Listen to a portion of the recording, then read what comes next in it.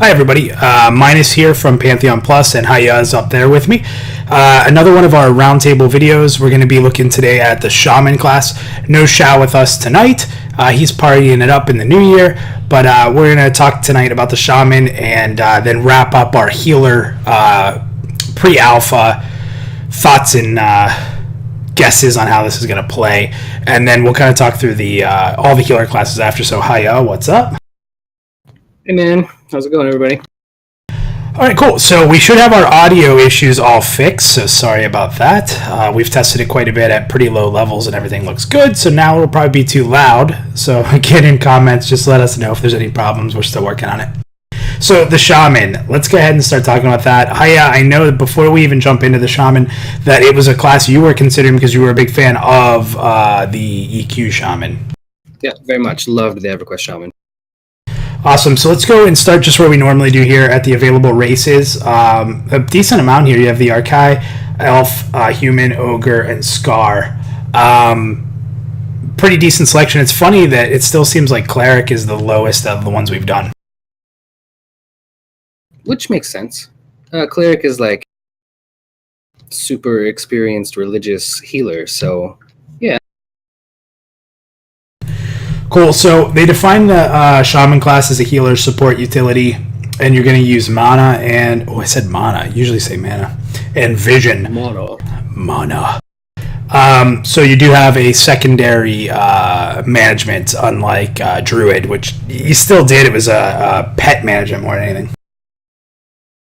So scrolling down a little bit here, looking at the available armor, we have cloth, leather, and light mail. Weapons, one-handed blunt, two-handed blunt, one-handed piercing, and shields. Anything stand out for you as being more of a Shaman fan? I just love that whole spear and a shield look for them, dating back to the EverQuest one. It was just such a cool thing. Yeah, you know, I played a little Shaman in WoW, just here and there, and I never played it in EQ. It wasn't a class I ever had any desire to play. I don't know why, but... So interesting to see that they went full healer.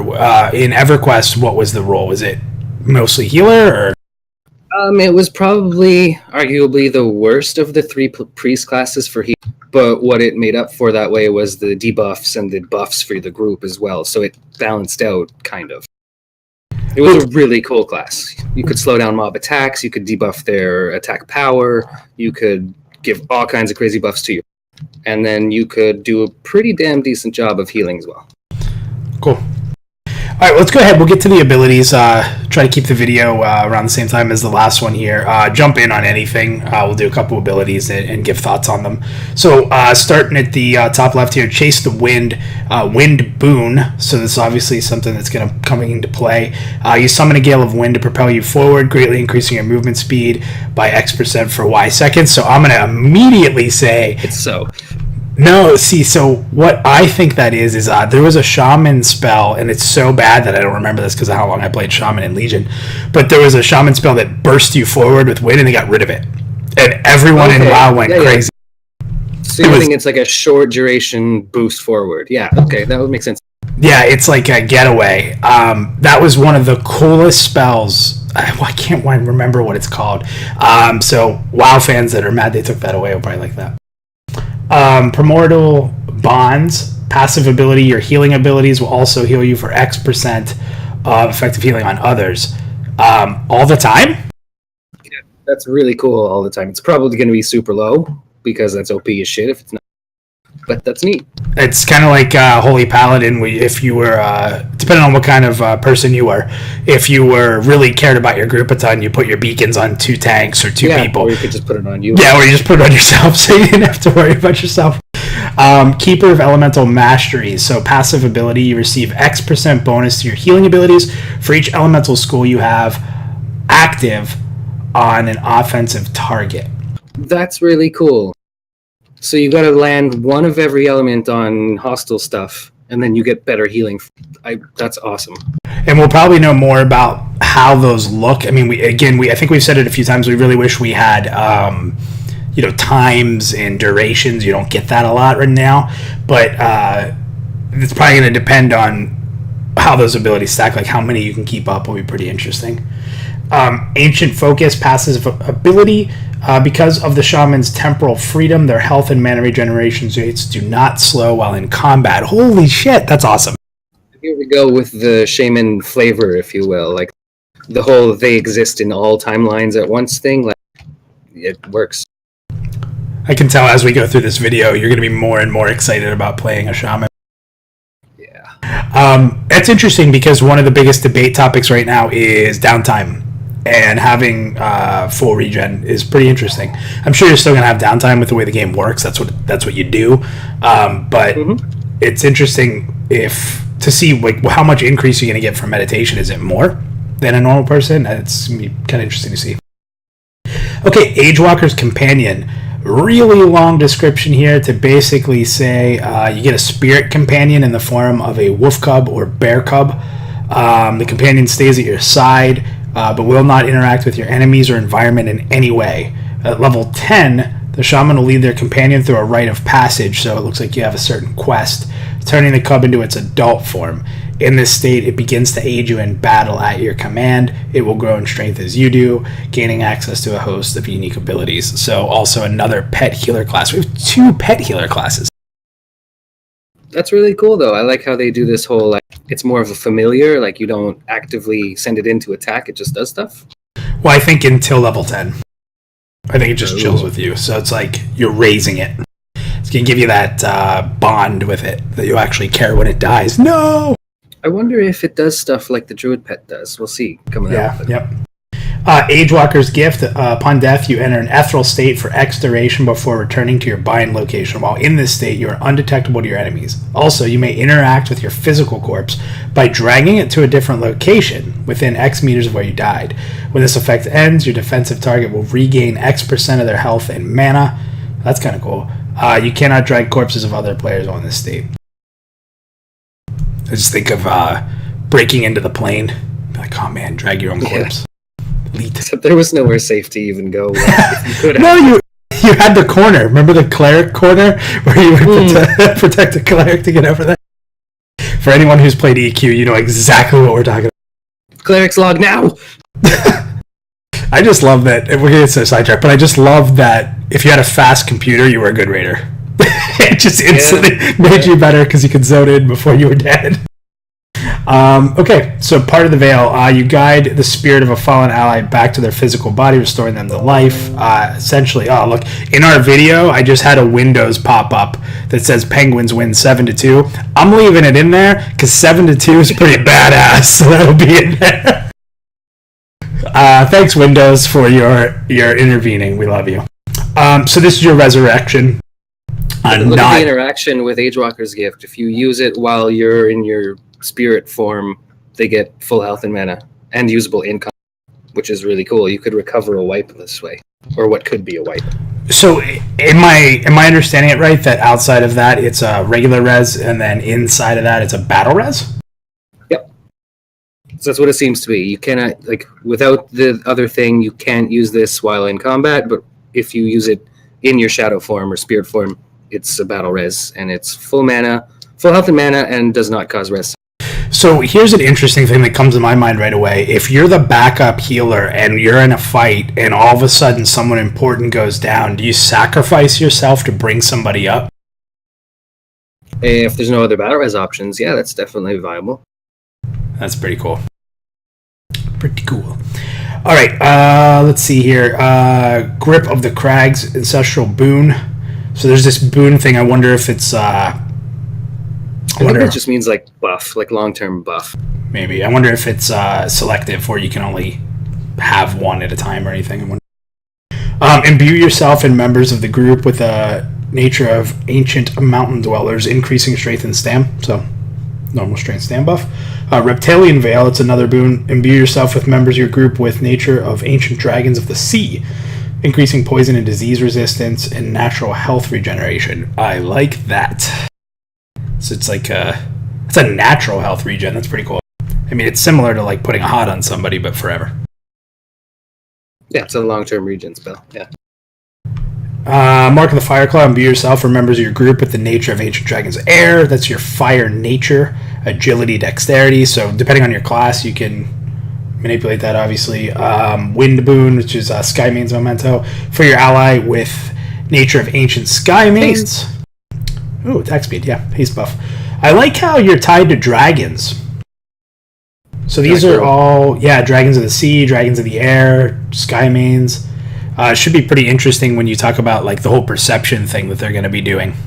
I wonder how that'll play out as a shaman. We got interlocking stones. Create a network of interlocking stones around yourself and members of the group, increasing armor. So you have an armor buff. And it looks like that's the different buffs there. So it's interesting. Doesn't Druid had something similar, right? Where you had all the different types of buffs like that were based on like tree oak or they had flavored like HP and AC buffs for sure. The skin line, skin of the diamond, skin of the oak, skin of this, skin of that. Yeah so there's a lot of so it's interesting. It's similar to that. Before, we weren't sure if you had to actually collect them because of the way they explained it in one of their passive abilities. So this one doesn't seem to have that, so you must just learn these.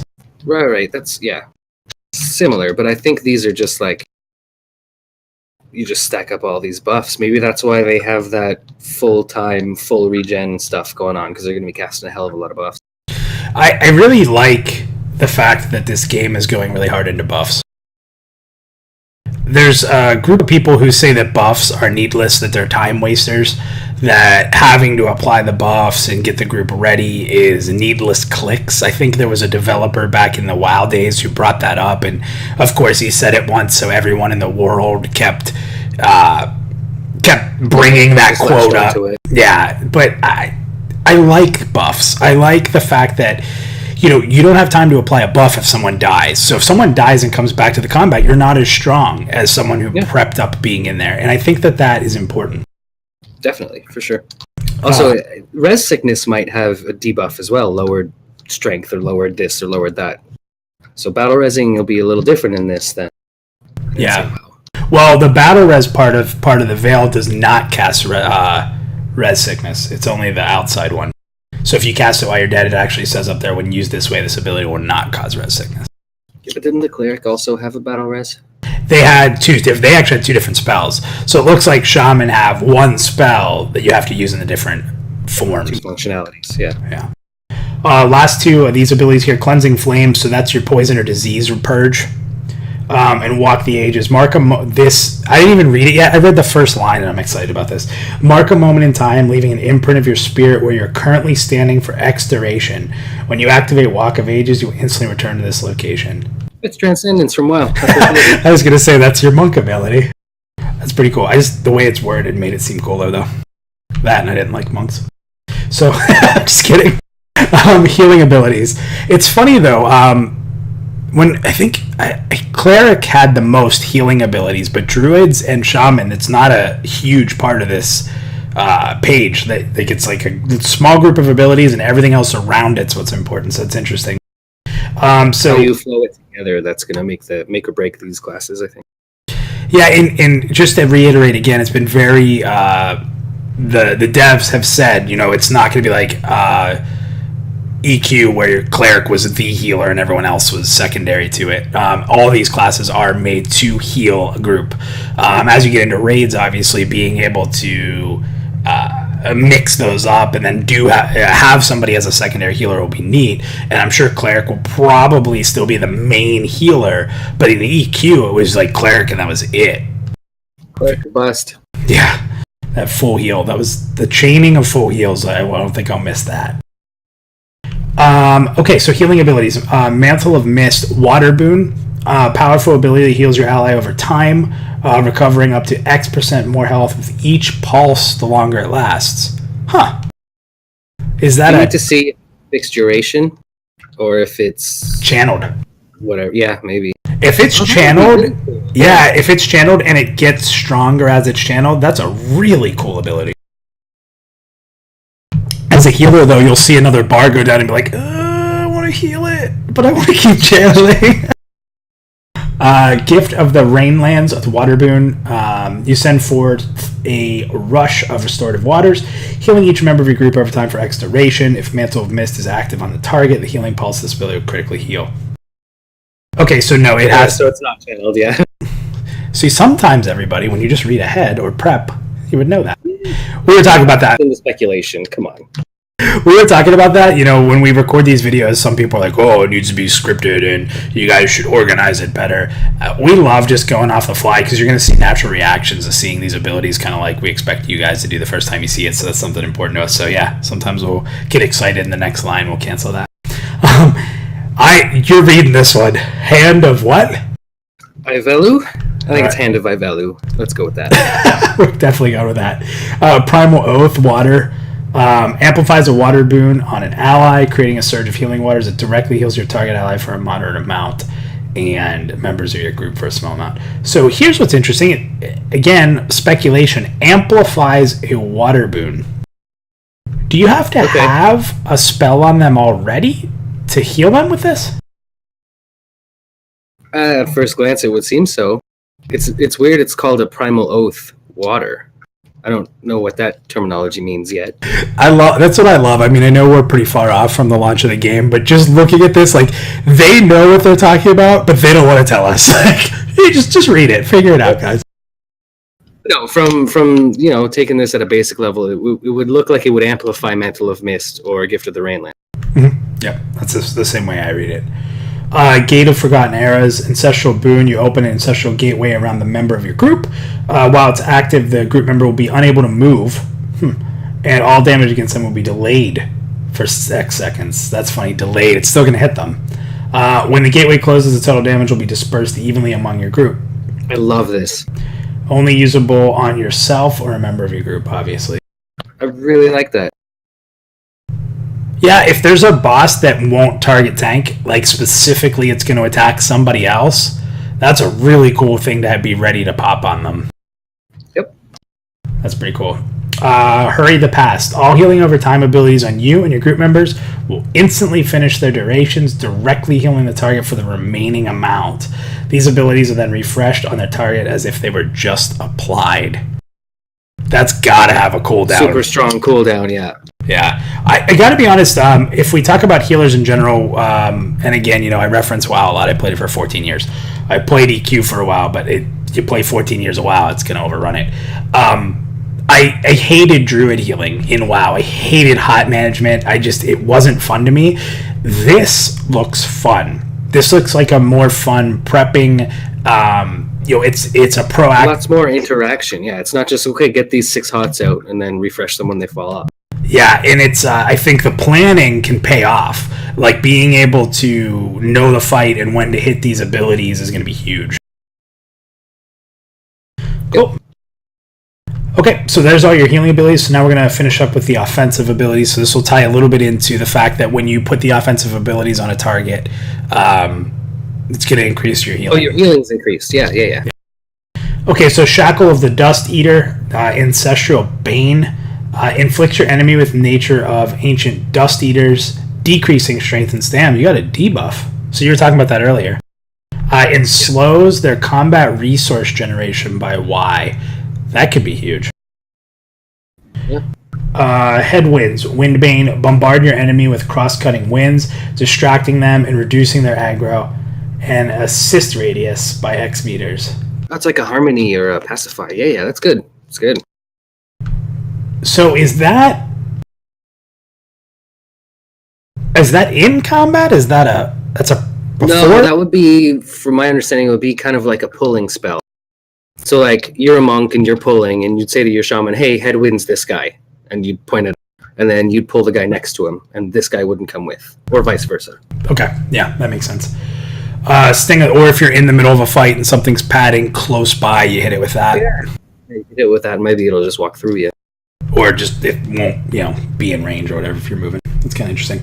Sting of the Scorpion, Bane of Potent Venom, damage your enemy over time with nature damage and make them more vulnerable to nature.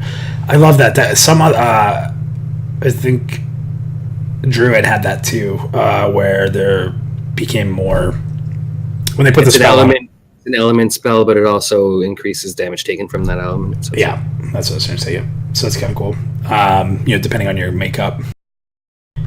Fang of Harun, Animus. So it's a Primal Curse Animus. Amplifies an Animus Bane on your enemy to release a surge of deadly venom into their veins, inflicting nature damage. Okay, so we got dots here. Good dots.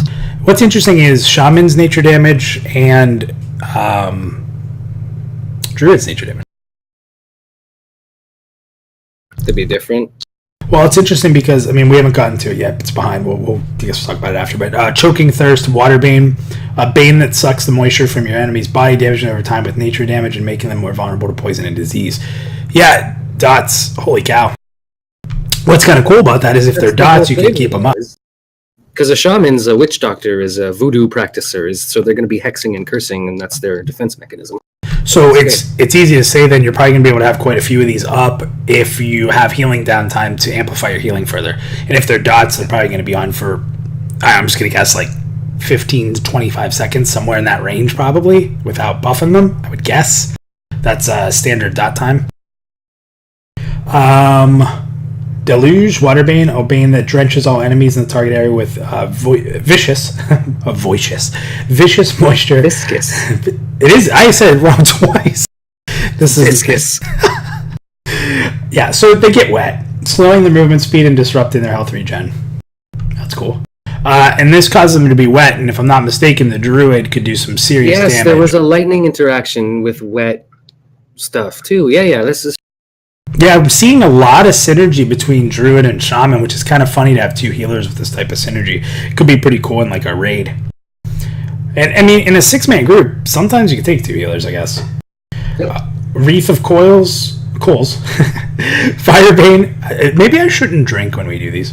Damaging your enemy over time with nature damage and making them more vulnerable to fire. Scorched Fog, so that's nice for wizards.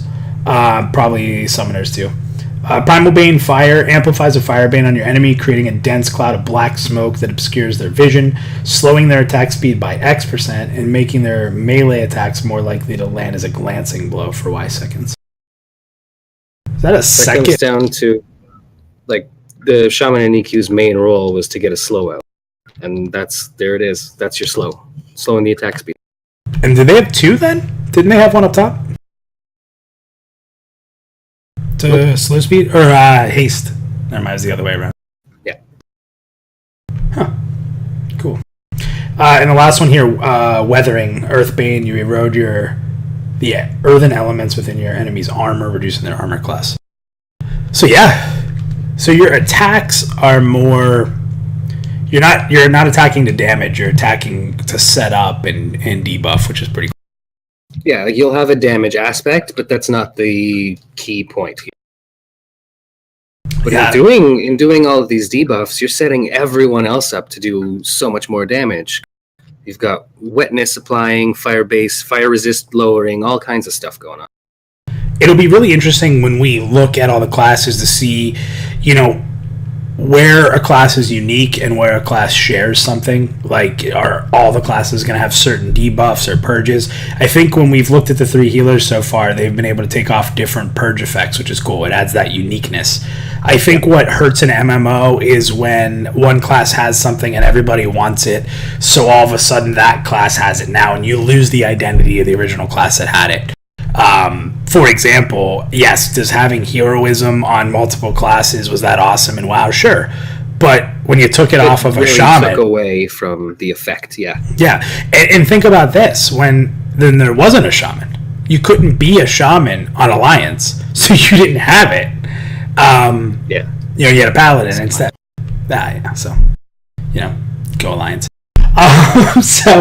Overall, I think it looks pretty good. I think in comparison to the other classes, it may actually interest me.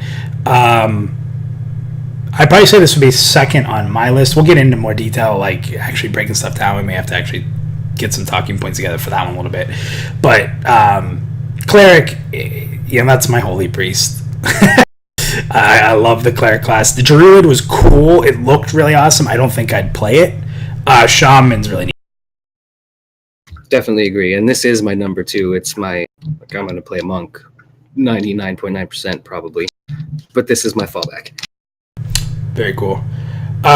So just kind of checking through the at the top here what it's talking about. That vision I wanted to talk about because we didn't. It's underneath the group role and resources. A pretty important part of shaman. Shamans gain vision as a percentage of the effective healing they perform on themselves and their allies. The more vision a shaman accumulates, the faster their spellcasting speed becomes. So we didn't talk about that, but that's pretty cool. If you can be consistent and you can manage that vision, you essentially gain like haste. Spell haste, yeah. Which is really helpful too, because it's just spell casting. So getting those dots out, so you heal a bunch, then you get your dots out real quick with the haste that you get from casting, and you get back to healing again, and it probably really helps with keeping those up in between your heals, depending on how much haste it's going to give you. Yep, then you throw in mana management as well, and you've got like quite the interesting gameplay. Yeah, I'll tell you, it's. I mean, we don't have the numbers in front of us, and we constantly say that. It seems like to me that when you look at the three healers, Druid has the most ability to be a side healer and deal damage. Just reading these abilities, I currently feel like a lot of these are here for utility. The damage abilities are more utility based in creating a flow and helping others. Than being like, if you had a shaman and a druid in your group, I'm saying you would probably tell the druid to do more DPS and keep the shaman, healing. Or if they both do both, you'd probably be okay, because that was also a thing in EverQuest. Yeah, having a 6-man group, I really enjoy that. I mean, in our group, in our play, I am going to be a support, so that 6th role will probably be a support role most of the time. But depending on how solid your tank is, having 2 healers isn't a horrible thing. It's gonna be really interesting. I'm excited about. It's funny that this game brings out exciting things in the norm, like we can do different things in a group. Yeah, you can stack different stuff. You could have 5 supports and a tank. It might not be the most efficient, fast way to kill things, but it could work. But nothing will ever move. And that tank, if it had mana, it'll be full. Yeah. All right, awesome, guys. So just under a half hour for this one. See, we're getting better. Our first video was 50 minutes long, and everybody was probably like, I don't want to watch Shaved off 10 minutes every time. Yeah, pretty soon these videos will be 5 minutes now. We got to have some character in them. So everybody, our next video will be coming out. We'll kind of break down the healers. Again, we talked about we're not want to script anything, but we may just jot down some notes and talk about some categories. Here's a category. Here's what we think. Here's a category. Here's what we think. And we'll just jump into it. We'll probably have Shao with us as well. So everybody, thank you. Awesome. Looking forward to the Shaman class. I do like it. If I went healer, probably on cleric still, but it's a pretty cool class that I would want to have in my group. I mean, you want to have that shaman. That's awesome. So again, thanks everybody. Hayah, anything else? Nope. Thanks everyone. Take care. Cool. Thank you guys for your support. Please follow us on Twitter at PantheonPlus. Please subscribe to the YouTube channel. Thank you guys so much. We got over 100 right at Christmas there. It was a small little Christmas ask. Maybe I was cheesy on Twitter and said, hey, it'd be really neat to get 100 followers on YouTube or subscribers. But you guys came through. We're nearing 130. I know that doesn't seem like a lot to a lot of people, but we're new to this, and we're doing this because we love this game. We know it's not going to be out for a while. So please continue to support Pantheon. Check out their pledges if you haven't. It's worth it. I'm telling you, this isn't like every other early access. This isn't an early access game. They're doing it the right way. There's some really cool stuff coming out. We're excited to hear about the Bard probably over the next few months, hopefully. There's a lot going on with this game. So keep in touch with us. Keep in touch with our friends that you'll see on Twitter. Follow Pantheon's main Twitter handle. Follow people like Basgrim, who does a hell of a job. But more than anything, please let us know how we're doing for you and give us feedback if you like it.